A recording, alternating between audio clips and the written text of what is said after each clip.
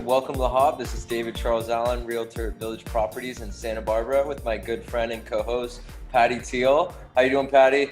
I'm doing great, David. How are you? I'm doing wonderful. Let's celebrate this week's weather. We've had some warm days this past week, which is surprising for this late in October, early November. So looking ahead, we're going to have partly cloudy days with temperatures in the low 60s. So we even have a 30% chance of rain coming up. So wow, that's going to be great if we get some rain. Yeah, well, as you know, David, I'm in the Sedona area, and this morning when I came to work, we had lightning and thunder, not much rain. It was a little more show than actual rain, but it was very exciting. Yeah, it's actually really nice to get some weather sometimes. Even Mm-hmm. it's a little different than routine. Yes. So surf has been relatively flat over this past week, but it looks like we could have our first real storm surf coming in. So this is going to be pretty windy, so it might not produce the best waves, but there'll definitely be some movement out there. And you never know, you might be able to catch some fun ones, and be sure to have fun out there and stay safe. Sounds like fun. We'll continue with how the mortgage rates are performing. So rates actually went up to 2.875 for conforming 30-year fixed, and they stayed the same for at 3% for non-conforming jumbo. As always, rates change, and we talked about a little last week about what's up to come in terms of rates. Some people say they're going to go up, some people say they're going to go down. So it's really just figure out the best time possible for you and make sure the mortgage payment is safe, and you should be good to go. What were they last week, David? I'm just trying to remember how much they went up. So they were 2.75 last week. Okay, so just a little bit. Just a little bit, but you know, Mm-hmm. you just never, they could drop again tomorrow. You just don't know. I understand. So we'll jump into this week's statistics. We have 12 coming soon listings, 43 new listings, so slightly up from last week where we had 40. 13 price changes, slightly down. We have 32 pendings, so we're seeing a downward trend from pendings. We had 32 this past week, then we had 47 the week before, and then we had 54 the week before that. So there is less homes coming on in terms of supply, but at the same time, this is usually our slower period where a lot of people kind of put a hold to home buying and kind of focus on the holidays. So especially in an election year, we'll see how it takes us in the next few weeks. Absolutely. It will be very interesting to see if people are waiting to see what happens with the election. So we'll know more soon. We'll know more soon. And yeah, to round it out, we had 55 closed this last week, down from 61. So as always, those are the statistics for this week. And I'm excited to say it today because we have a great special guest on, Linda Cook Sproul, who has been an integral part of her community wherever she's lived. And how are you doing today, Linda? I'm doing great, thank you. I'm with my grandchildren today. Oh, that's Oh, amazing. Well, thanks are for they making some time. are they little, your They're, grandchildren? I have a grandson who is 8 and a granddaughter who's 6, and they are doing pod schooling. So I pick them up on Mondays and Tuesdays. Oh, that's great. They had a special the other day about grandparent school where so many grandparents are helping with the teaching. I was on one of the national broadcasts. I thought that was so interesting. It's the most difficult thing in the entire world. I Oh, so respect their teacher more. I told her today I have elevated her so high up that I can't even see her feet. oh, Oh my God. yes, yes. There's 9 children in their pod, and they're Hmm. in kindergarten and 3rd grades. Well, my goodness, it must be so hard to keep the children's attention online. It is, but the kids seem to be much more in tune to this than I think we give them credit. Oh, They've good. really adapted much better than I expected. They're perfectly fine with the Zoom. My 8-year-old grandson, could get in and off of his Zoom much faster than I can, and he has to Hmm. do homework and send it in. And I wouldn't even know how to begin to do that, but he Oh does. my. It's Yeah, amazing. That is I know. amazing. Well, there's a certain age. Well, of course, the little kids, like your grandkids, they know how to use the internet so well and are so fast. But I noticed even between my oldest daughter, who is 41 41 or 42. I've lost track. And my youngest, who is just in her early 30s, there's a big difference in how much more adept on the internet my younger daughter is. So the people that grew up with it, and even I have some people that work for me, they're so fast. Yeah, and I'm not, and I type with one finger. Mm. Oh, Patty was just saying she does the same thing. Well, I text with my one thumb, and I said, well, David, how do you do? And he goes, I use both thumbs, because I see them like, I don't think I have the coordination in my left thumb to do much of anything. No, if I had to use both thumbs, every word would be misspelled because one thumb would be faster than the other. I text with one finger as well, and I do a lot of talk texting. Oh, yes. I love talk texting. That's Yeah, been it my is new great. favorite thing. Except if you do not look at it before you push send, the person that you've sent that talk text to sometimes has no idea what you're saying because it changes words so immensely. It's you have not a clue. It's Oh. true. It's true. So thanks for coming on, Linda. Can you tell us a little bit about your journey in the industry you're in? Sure. I grew up in North Beach in San Francisco. My dad was a butcher. He always owned his own shops all over the city. And then he moved to, he didn't move, but his store moved to Mill Valley. He opened up one in Mill Valley. And I was about 16 at the time. So I started working at that store with him, as well as my sisters at different times of their lives. And my mom and my grandparents, my dad's parents, actually did a lot of the cooking at the time. So it was very much family run and family operated. All the time, all of us were there. And I began working we used to call us the Delettes because we worked in the deli. And then I started working with my father more in the meat department. And that was fun and rewarding. And my dad had no problem telling me that I was cutting something wrong. And a butcher walked in, he would be so embarrassed because I was doing it wrong. And, I was a 16-year-old smartass. And I thought, I don't care if someone doesn't think I'm doing it right. I'm not a butcher. So I learned how to do things my father's way. Yes, he was cutting chicken breasts and boning chicken breasts and cutting salmon and all sorts of different things. And although my father wasn't one to praise you, I was the only person ever that could put his case together because there's a certain way that meat is supposed to go in. And I mastered it from the master, my dad. And I knew how to do it right. So he only let me do it. He never let any other butcher do it. Oh, wow. Yeah, Who it was knew? actually Yeah. that was my compliment. That was how he complimented me, was letting me do it. That's amazing. You at least saw that. Yeah, he was wonderful in that way. And then after that Mill Valley store closed because I was getting married and moving north, and my father needed to retire. But didn't want to retire full time. So he actually sold the store to Whole Foods and then went back to work for them just a couple of days a week just to keep himself busy. And he loved his clients, absolutely loved his clients. My mother, on the other hand, was the opposite. She liked being in the kitchen. She liked doing the backside, but she was not a customer oriented person. And it was obvious. So we kept her in the background. It's funny because we had this German lady that worked there. Gundel was her name, and she was a tall blonde. And because I too am blonde, everyone thought that Gundel was my mother. And Gundel used to say in her lovely accent that my father is the husband she's never slept with. Because, so it was wonderful working for them and seeing all the different trends that went through Mill Valley at that time and the beef industry. Veal was a big hot topic, back in the 80s. So we had the best veal. We had Provimi veal, which meant for provitamins, and it was from Watertown, Wisconsin. And those calves were fed 3 square meals a day, warm. They were fed a warm mush type of meal, and they were kept in similar to how we keep our children in cribs. And they were babied and coddled, and they had warm water, and they did not have cold. They weren't outside. They weren't out in the elements. Because their meat was extremely expensive and extremely important. But because they were raised in pens like that, there were quite a few people that did not like that. So the veal industry kind of took a big hit. Yeah, I can see that.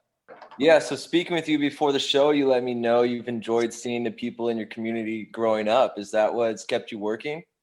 Yes, definitely. My mother is still alive and she laughs at, oh my God, you are your father's daughter. You like your customers. I was going to say, you must have taken after your father and not your mother in that regard. I totally did. And yes, I saw little kids grow up to be adults. And now that I'm in Healdsburg, some of those kids have come in and are like, oh my God, you're the teenager that was in Mill Valley so many years ago. Some of the people that I have run into are now in their 70s and 80s. Some of them have to joke that they felt like they were the dirty old man coming in and gawking me as I was a teenage girl.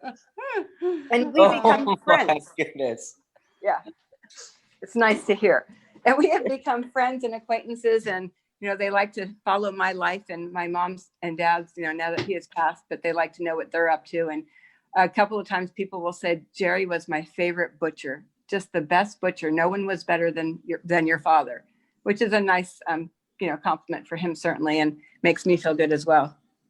That's amazing to hear. So how's life affecting with COVID happening right now in the industry itself? It's been so difficult. It's difficult for everyone. And I think maybe a week or so ago, I realized that it's got everybody really on high anxiety. More than, and of course, because we're Sonoma County, we also have fires on top of it.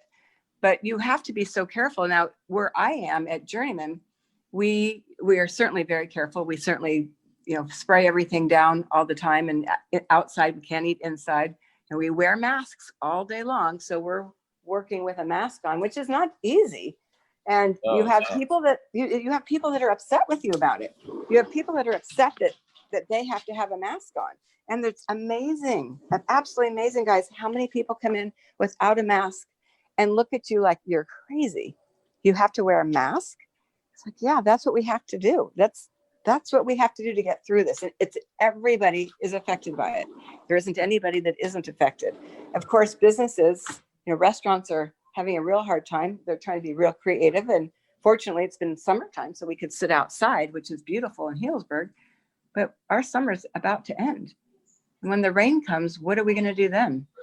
You have to really recreate yourself. Now, Journeyman has done well because we did some meetup boxes. So we did 3 different types of boxes that we sent out, not just people picking up, but also we sent them to many, many people in California and out of state that wanted to not have to go to the store as much, but wanted high quality beef.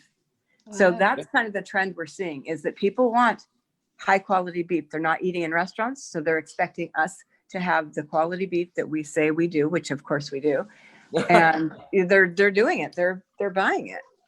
So what a great match it must be for you and Journeyman, both, your background working with your father, and then I know from your bio, you also know a lot about wine, and they sell both. It was just like a match made in heaven, or like everything you learned in life, you can use at this position.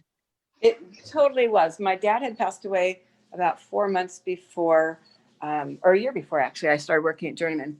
And I thought my father would have just been in 7th heaven for me. He would have just thought, he would be talking to me about how to do things. And even as I wrap meat, I kind of tease our butchers because they don't wrap properly. So they don't do the 1, 2, 3, 4 roll.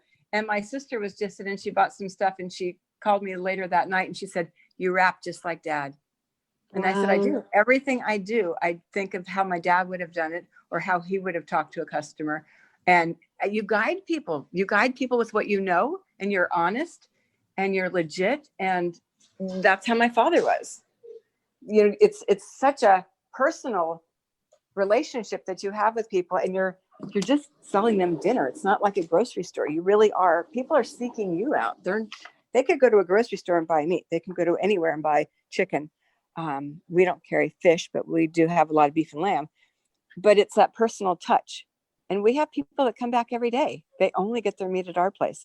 It's funny, David, we were talking about when we have customers that are vegetarians. And we have a couple of customers say that their kids are vegetarians, except when it comes to Journeyman meat. Oh. Yeah, Mm. I think we were talking about that a little bit, how I'm a vegan and haven't really been eating meat. And the whole thing about it in this industry, it's really come like factory oriented and like big processing plants where it used to be like small farms, a lot of individual butchers where you could get meat that you knew was grew up in a healthy lifestyle, was happy when it was alive. And I think you're kind of saying the trends maybe moving a little bit back to that instead of this big factory producing. Definitely. I see a few butcher shops popping up here and there. There's a few more in Marin County or in Sonoma County than there has been in the past. And I think that it's, it's the farm to table. People really want to know where their items are coming from. And it doesn't necessarily, there are people that think it has to come from California. And I typically am one of those, but I have been re-educated we carry the best stuff from where the best stuff comes from. We can't just limit it to California. We want to go to where we feel it's the best. And we had some chickens in from where in the heck were they from? Venture Chickens, Arkansas. And we were blown away. I thought, oh God, Arkansas chickens, they have to come from California. We have to have chickens in California. They were the best chickens. Our customers went crazy for them. And our customers said the same thing, kind of like the local, but this is so good. This is better than any local chicken I've ever had. And, I have to laugh because it's true. We like the best. We are into the best. If we can get the best from Sonoma County, that's fine. But if we can get a better product out of state, we'll do that. And I feel that customers they're really into that. Yeah. And they trust us. I can see that happening. So you seem to have a lot of influence from your dad as well. How is it working with family? It seems it might be tough at times. I laugh all the time because this family that owns us, the Segesho family, they have a couple of sons that work the business also. And everyone thinks, family owned and operated. They cut a lot of slack. No, they don't. You don't. If you really want your child to grow up properly, you need to be honest with them. They need to be really good workers. And for me, I always said that I was pregnant, 9 months pregnant, and never was sick one day. If I was sick, I better have a coroner's report to go with that. And my dad was never sick. Never, ever, ever. Even with a broken leg, he still worked the entire time. And another thing that makes me strong with my father is my dad had polio as a child. So as an adult, the doctors had said that they didn't think he would be walking past 60, that he'd be in a wheelchair. My father died at 88 and he'd only been in a wheelchair for about maybe a month because he pushed himself. Mm-hmm. And growing up watching your family business and watching your dad push, how could you possibly be lazy? You just couldn't. You had so much respect for this man who really had a hard time walking, but pushed himself every single day, 6 days a week. So to me, that was pretty incredible. Absolutely. That is incredible. And I think as a family business, your kids have to definitely work harder. They have to prove to everyone else that they're not sluffers, that they really do work real hard for their family business. Yeah, and that's what you want to do. That's what you want to instill. And I think that's a great reference to have, having your Good work. Looking back on that. Good work ethics. Yeah, great work ethics. So you seem to have moved multiple times over your life, and from chicken farm with chickens and eggs, and then having your own vineyard. What's your most favorite home you ever had in terms of lifestyle? Where I am now, I love Healdsburg. I'm married to an incredible man who is extremely patient with me and allows me to be me, which is so important. And I love and respect him immensely for all that he does, not just for me, but for my daughter and her kids as well. And he's just the best grandfather anybody could ever possibly have, and also the best husband and friend. Oh, what a lovely testimonial to your husband. You'll have to definitely play this show for him. Yeah, he's really pretty wonderful. But I have done, I laugh because I think that my life has been pretty normal, boring, perhaps at times. But then I was writing things. I thought, oh gosh, I really have done a lot of things that people really haven't done. I raised chickens. When my dad had the store, we did chickens, and we didn't just do a couple. We had like hundreds of chickens. Oh, wow. From little baby chicks. We bought them. It was when Petaluma, you could buy baby chicks. You didn't do mail order. And we had 100 little baby chicks in their brooder that, as they got larger, they went into their pens. And then we sold all the eggs at the store. So we had a market for them. And then from there, we also had meat birds. And meat birds, all they do is stand at their little feeding thing, their big feeding trough, and just eat all day long. Then we did turkeys too. And the turkeys were great. Best turkeys I ever had. And then I had a couple of Angus cows.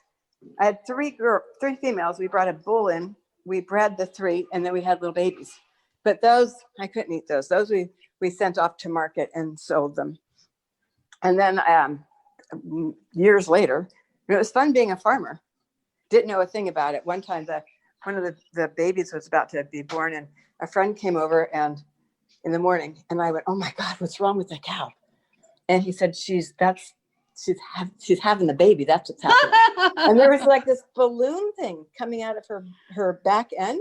And I had no idea, not a clue. I was such a little city girl. I grew up in San Francisco. I didn't know things like that.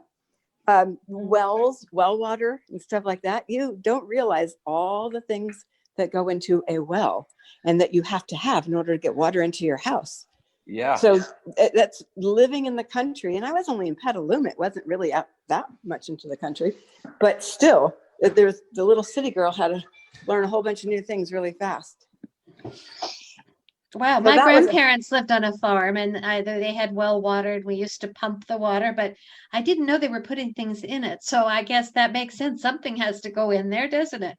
Well, you have to clean it. And if you have salt, usually we do salt. So we were doing salt for cleaning it and for keeping it, instead of doing chlorine, because you can do chlorine too, but that's kind of smelly, and you can taste it. Right.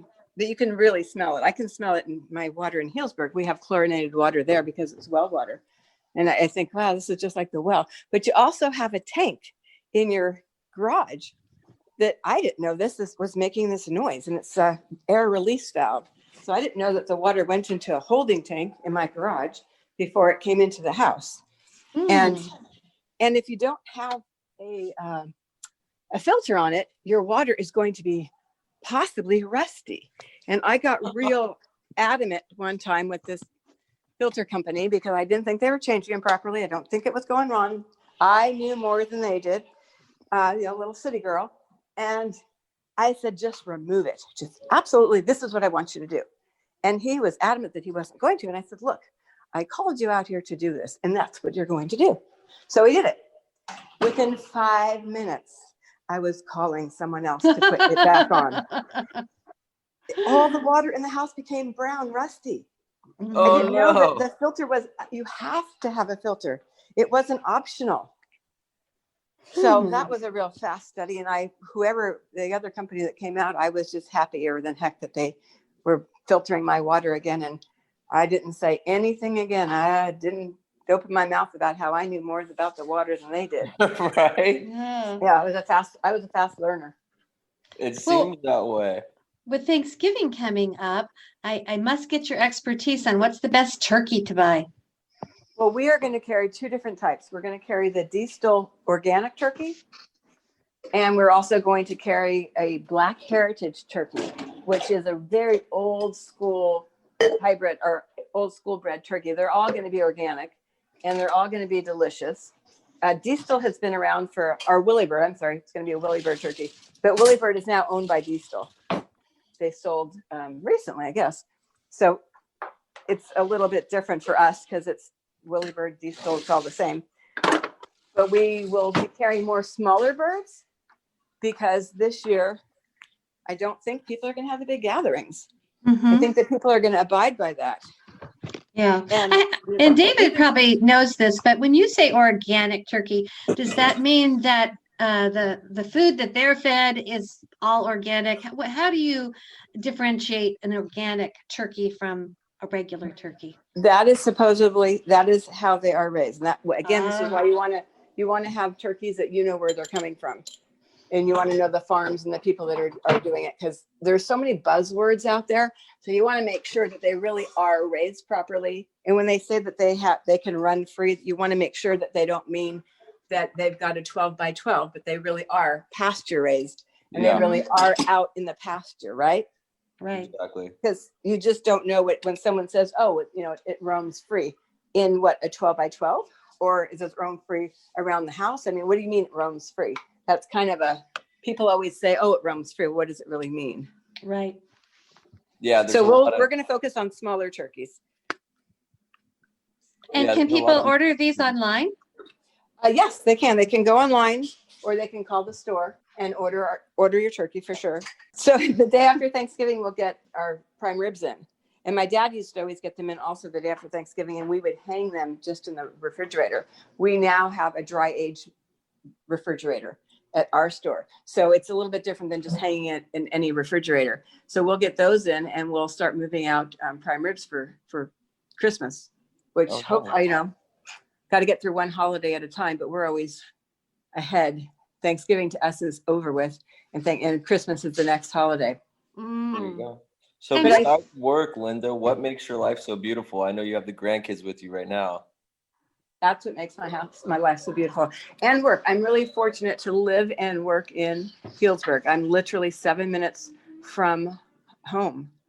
And I have my mom that lives with us as well. Not all the time. She rotates between my 3 sisters and myself, which is nice for her and it's nice for us. So we really get to spend a lot of time with her. And on my days off, I'm with my little ones, which they laughed and said I would probably just spend the whole time talking about them. And I said, I don't think so. Oh, that's lovely. And what's the website at Journeyman in case people want to get their orders in? It's journeymanmeat.com. And do you sell wine too? We do. Our wine is made by Pete Sagatio. He used to own Sagatio Winery. He sold it in 2011 and wanted to focus on doing salumi and sausage making, which is what his father did with him as a child. And always around Christmas, they made sausages and hung them in their garage or in their attic, I guess it would have been. So yes, he makes a Chardonnay, a Pinot Noir, and a Rosé under the Journeyman label. And then under the San Lorenzo label, which is his ranch. That's where he and Kathy and the boys live. And that's about 10 minutes from our store. So it's in Healdsburg, just outside of town. And when he built this home, because he is so forward thinking, when he built his home, he made sure that underneath his house, when they were doing foundation, that they made it large enough to be able to put drive a forklift in and out and have tanks. So he has a working winery underneath his home. Wow. So after he sold it, it's a pretty smart guy. After he was pretty young when he sold the winery, he was probably only about 50. So he makes the wine for us, and you can buy it in a few restaurants, but very, very small production. He only makes about 1,000 cases with all 4 wines. I mentioned 4 wines, but we do the Rosé, the Pinot, the Chardonnay, and then he has actually a 5th wine, which is called the Pearl. And the Pearl is from a very small part of the San Lorenzo vineyard that his mother said was the pearl of the vineyard. And these vines are planted in the late 1800s. Oh, so wow. He made, isn't that cool? And if you saw them, you would say, there's no way that this plant, this vine produces anything. The first time I saw it in with full foliage and grape clusters on it. And I was blown away that this stick of a piece of a vine would actually produce enough grapes to make any wine at all. He only makes 84 cases, but it's nice that it's family again, that he pays homage to his mom and calls it the Pearl. That's amazing. Yeah, the Pearl, special. Yeah, very special. That's very special. Journeymanmeat.com. Thank you. All right, Linda, it was great having you on today. Thank you so much for taking the time out of your day. Thank you. Thank you for having me. Thank you, Linda. Thank you. Have a lovely week. Yes, you guys too.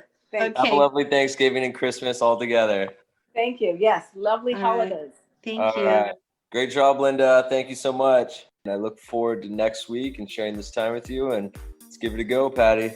Thank you so much, David. It was really a fun episode of The Hop. It's a Beautiful Life. Until next time. I'll see you later. Bye. Bye, Patty.